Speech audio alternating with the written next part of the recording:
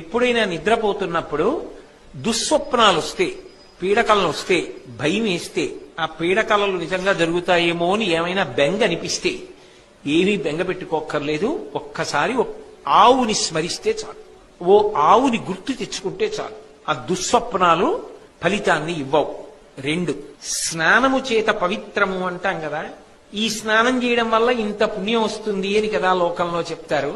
ధర్మరాజా, చాలా గొప్ప పుణ్యాన్ని ఇవ్వగలిగిన స్నానం ఏమిటో తెలుసా? నువ్వు స్నానం చేసే నీళ్లలో ఇంత ఆవు పేడ, ఉసిరికాయంత ఆవు పేడ కలుపుకుని స్నానం చేస్తే అంతకన్నా పరమపావనమైన స్నానము లోకమునందు ఇంకొకటి లేదు.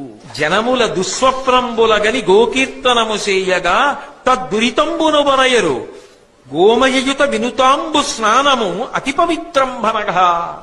అంతకన్నా పవిత్రమైన స్నానం ఉండదు. అంత గొప్పది సుమా.